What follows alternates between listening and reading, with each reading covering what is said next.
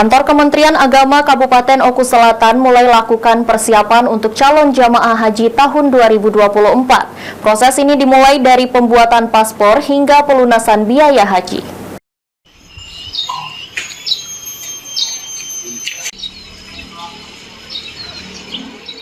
Pada musim haji tahun 2024 ini berbagai persiapan terus dilakukan oleh Kantor Kementerian Agama Kabupaten Oku Selatan.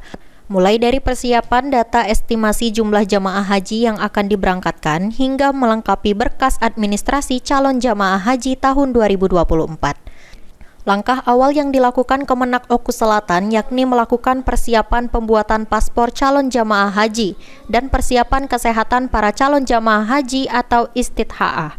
Pada tahun 2024, Kabupaten Oku Selatan sendiri mendapatkan kuota terbanyak dari tahun sebelumnya.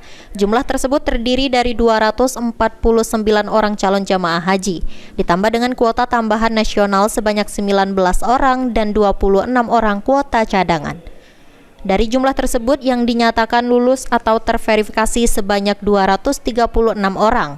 Selain itu, pada musim haji tahun ini, Kemenak juga menyediakan kuota penggabungan mahram, pendamping lansia, dan pendamping disabilitas. Adapun syarat khusus bagi para pendampingan yaitu anak kandungnya, menantu atau suami istri yang telah mendaftarkan diri selama 5 tahun sebagai calon jamaah haji. Sebanyak 26 orang. Jadi total dari Oku Selatan alhamdulillah pada tahun ini berjumlah 294 orang. Untuk syarat sendiri Pak, apakah ada syarat khusus nih bagi para calon jemaah haji? Untuk persyaratan seperti biasa mereka menyiapkan dokumen-dokumen yang memang sudah disyaratkan pada pendaftaran awal seperti KTP, KK, akte lahir dan lain sebagainya yang menjadi salah satu syarat berhaknya seseorang untuk diberangkatkan ke tanah suci. Sri Fitriana, PAL TV.